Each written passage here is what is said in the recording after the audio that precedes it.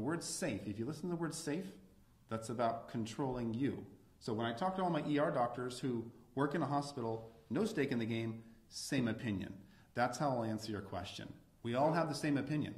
So then you say that hospitals are losing money right now, most of them. But at the same time, you said earlier that doctors are feeling pressure from hospital administrations to put COVID down as a reason of death, which would presumably instill more fear in people. Doesn't that go against that whole line of thought? Why would they do that if it was going to cause more fear and cause them to lose more money? Exactly. There's something else going on.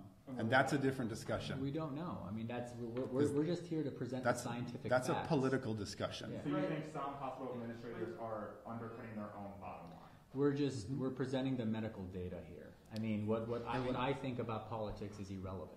We're presenting the medical data. We need to stay on things that we can answer intelligently, which is not why does a CEO of some hospital in Wisconsin do that. We need to stay on the topic of, do we need to shelter in place, and does that make sense from the microbiology knowledge we've known for 30 years?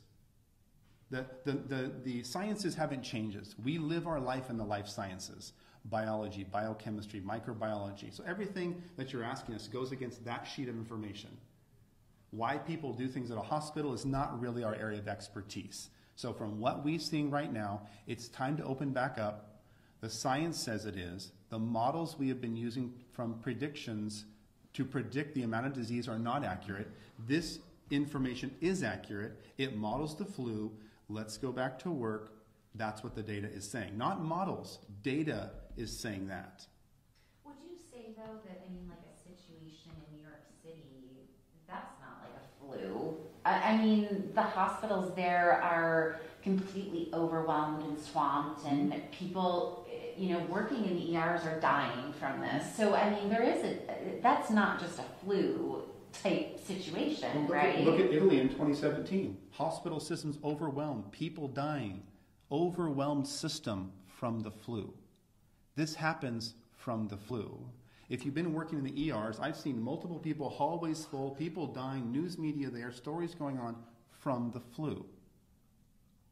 This does happen. It does, okay, so this does happen. It's not just the flu. It's the flu. That's what I mean. That's exactly what I mean. People think it's just the flu. It's just coronavirus. What's the difference? You're used to the flu. You're used to saying it's just the flu. FLU, influenza, is something we've grown up with. You're used to it. You're used to it, right? If somebody commits suicide today, you're like, yeah, that person committed suicide. It's awful. Or if somebody dies today from the flu, they died from the flu. It's awful. Terrible. But we're used to it. We're not used to coronavirus. Not used to something brings fear. Human beings don't like change. I just, from the things that I've been reading, even, doctors working in the ERs in New York City, I haven't heard any one of them saying, oh, it's similar to a flu outbreak. They were pretty impacted by swine flu in New York City. Mm-hmm. But I haven't heard anybody really say, oh, it's just like swine flu was. Have you? They're getting hit hard. They're a hot zone. And we don't ride subways with 1,000 people in a small car that are this close. They had reasons for the disease. And coronavirus is shown to be very contagious. Let's be clear. It is contagious. We're not saying it's not. It may even be, from what I've read, more contagious and spread more rapid. But the actual cause of death and the disease cycle is similar to what we're seeing from the flu, with more of a respiratory component. And they were screaming for ventilators. What percent of people die on ventilators? 80, 90%? Once you're on a ventilator, if you understand, you're in a bad shape. And they're screaming for 30,000 ventilators that they didn't use, right? They're screaming for a lot of things. 30,000, they used 5. How many 100% over did they order? How many hundreds of millions of dollars? Entire companies, GM, were forced to switch their production lines. For what? I'm saying the secondary causes of what we're seeing, oil shutdown. We have predictable negatives from lockdown. Predictable negatives. Corona has unpredictable negatives. No, I see what you're saying. It sounds like you're saying, we actually have some data to look at now, and in the beginning we didn't really know, but now we can draw some conclusions. And those conclusions that you guys were able to draw, really the entire nation, do you think, respectively, the numbers are low in those ratios that you were mentioning, the fatality versus how many people have them, because we've been social distancing? Now, you don't think it's because since we started doing these, that those models that Barter County Health shows how effective social distancing is, that's all false? But that's why we went over Sweden and Norway. We went over Sweden and Norway because you have lockdown, no lockdown. Sweden, no lockdown. Norway, lockdown. That's 10 million, that's 15 million people. We have the data. That's what I just went over with you. But by Lockdown. Norway and Sweden also have drastically different testing standards and metrics. Norway is basically testing everybody. Sweden, they're only testing you if you end up in a hospital. No, that's not accurate. They're not testing everybody. Well, of course, they're not testing all 5.5 million Norwegians, but their testing is much more widespread. The bottom line is, those of us who study it and have a background in this, is lockdown versus non-lockdown did not produce a statistically different number of deaths. That is the bottom line. That we know of.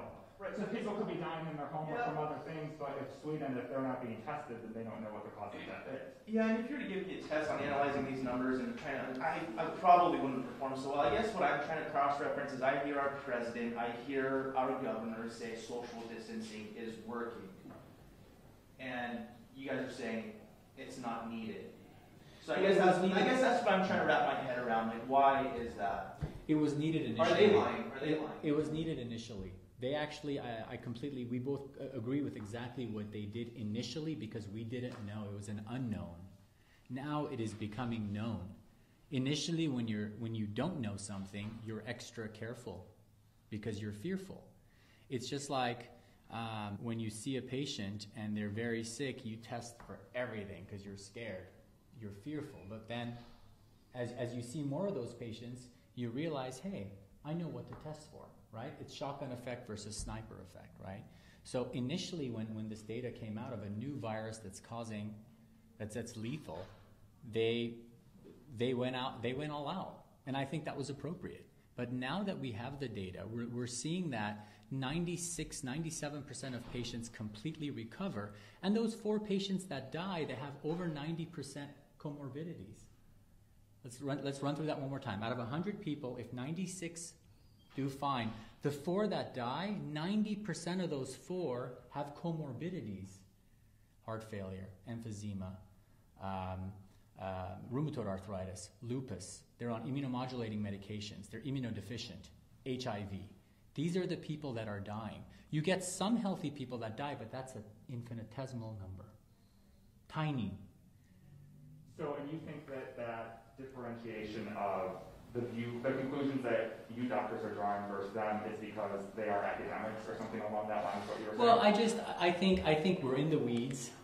We work with this every single day, and the numbers don't make sense to us, and they don't make sense to ER physicians and physicians all over the country. It's not just us. Okay. So, and then my final question, just to make sure we get it right, I think you guys did this. Please get your first or last name or spelling, please. Your first or last name or spelling, please. Thank you, sir.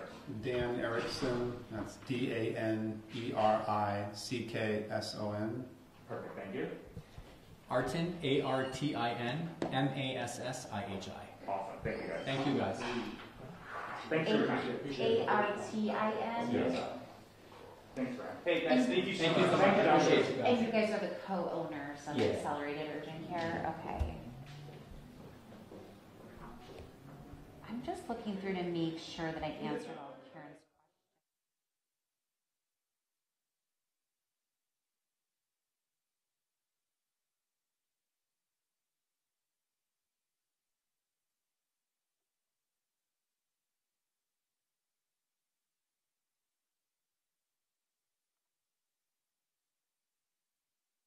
We're not saying we're right. We're saying, here's the data, here's what we understand. Mm-hmm. It's not a you're right and you're wrong thing. It's the way we interpret data. We work in the field, and some people that are not working in the field and still getting a paycheck have a different opinion. If you weren't getting a paycheck, you might have a different opinion. Yeah. If you weren't getting a paycheck, if everybody in here is getting a paycheck, right? Cafe Rio is not. They've all been furloughed. Mm-hmm. When you don't get a paycheck, your opinions start switching. Yeah. If you were at home, furloughed, for the unforeseeable future, would you be excited about staying sheltering in place? No, I mean, I completely understand. I mean, we're seeing this around the country now, I think, that people are demanding that they be to go back to work and.